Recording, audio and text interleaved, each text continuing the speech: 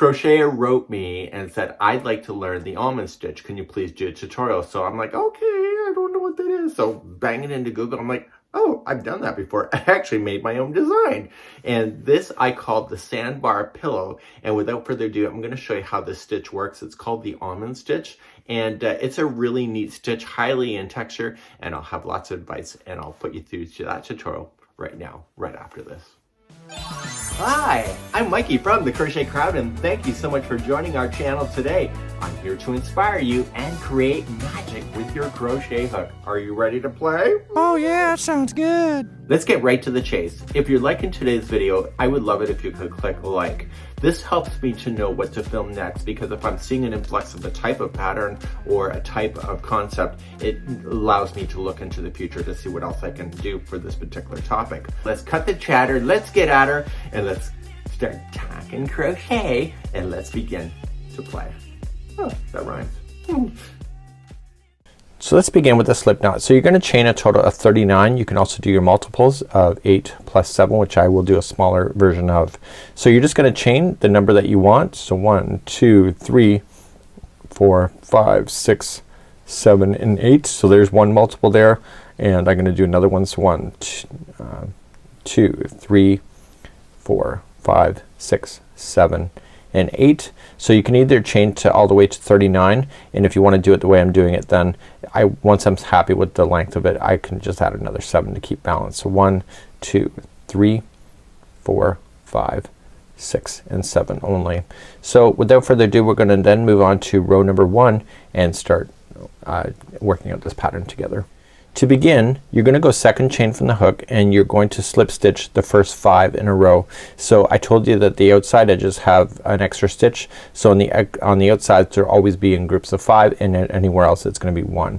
So you're just going to slip stitch to the second chain over, and you're going to do that one plus 4 more. So just keep moving along. So this is 2,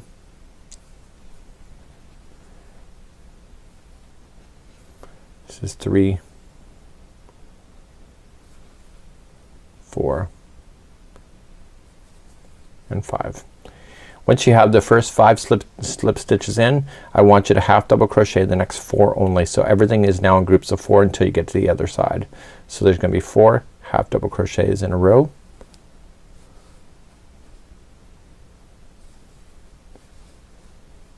And then once those 4 are done, you're going to go back to slip stitching, and that will be the next 4 in a row.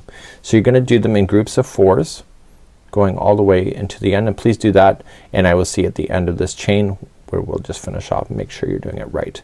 So doing 4 of either slip stitching or half double crochet all the way across. So once you get all the way across, I'm doing the final 5. So there's going to be 5 stitches left, or 5 chains left at the end, and just to make a mental note is that the last 5 are the same stitch that you started with. So in order to keep this pattern consistent, I had you chain in multiples of either 8 plus 7, or you could do the 39, and the ends will always look the same. So you will have slip stitching on the one side and slip on the other with the bulging in the middle. So what I want you to do is that we are going to then just, if you want to change color, this is where you're going to do it. If you want to keep it all the same color, you can if you want to, but if you want to change color on the last one I just pulled out, when I insert in, I am going to just leave that gray aside and pull up my cream color to start the next one. So we're only doing the gray color just for the one row, and then we start the other rows after that. So we're just gonna create a slip knot and pull it through, and now for the next 2 rows it's only gonna be the cream, and you're just gonna turn. So what we need to do then to create the ridge look, we have to stay on the back loop only. So for the next 4 in a row is that we are just gonna go in the back loop. So just get the back loop. So if you go into both of the strands, it's a stitch. If you go into the first strand closest to you, it is a front loop, and the furthest one is a back loop. And you're just going to do 4 half double crochets in the back loop only. This is what creates those ridges that you see. So with the chaining of 2 that you started with plus these 4, it gives you a total of 5. Now for the next 4 in a row, they're each slip stitching in the back loop. So everything now for the entire duration until we get to the border of your faces are always going to be in the back loops. So there's going to be 4 in a row. of slip stitching, and then you switch back then 4 in a row to half doubles, and you keep doing that all the way across. So I told you before, see how the gray is smaller? So the very last part here when you get there will be the cream color, but in the half double crochet format in order to stay in balance. And it's just a matter of just following the pattern. I'm not having to think about anything else other than that. So it's nothing special, it's just a matter of just keeping the counts of 4s, 4s, and 4s, and then the last 5 are going to be the same stitch or whatever it's calling for. In this case it'll be half double crochet. So do that all the way across. I'll meet you at the end of the row in just a moment. So as we get to the other side, there is 5 half double crochets to finish.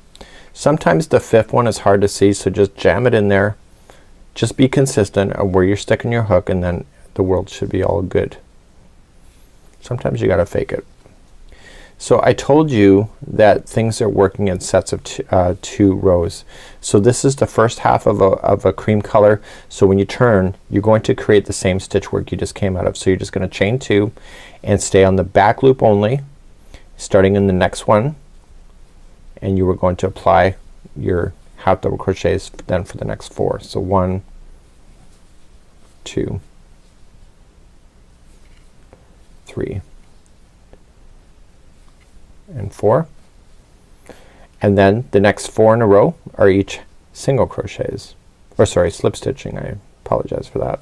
So it's just gonna be a slip stitch. So do you see that the cream color is the exact same stitches on top of each other of what they are, and that creates the sandbar look of the entire pillow.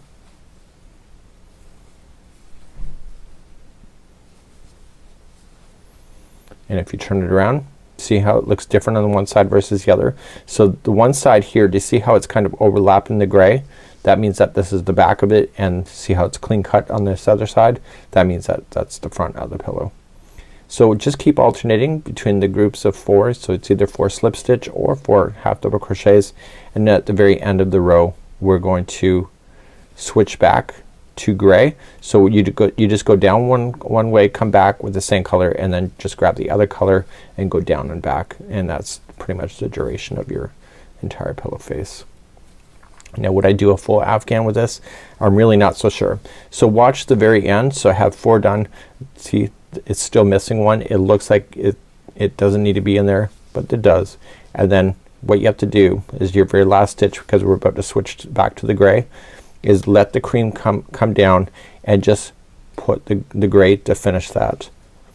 And the gray should just be taut, so it should not be too tight. And then you're gonna start the gray. To start the gray, immediately whenever you're doing gray, you're just gonna slip stitch the first one. So slip, and then do the next 4 of slip stitching, keeping it on the back loop only. So that was 3, 4, and 5. Okay, because there's 5 in the beginning, and then the next 4 in a row are each 1 half double crochet. Do you see what I'm saying? Can you see how the pattern is going to work its way out? And then the next 4 are slip stitch. If I'm saying single crochet, I shouldn't be. It's slip stitching. I'm starting to doubt myself now. And so you're looking at the good side of the project at the moment as you're doing it, so you can tell what side is the good side and what side's the bad side as you're working your way across. And then because it is the gray, the last 5 stitches will each be the slip stitch.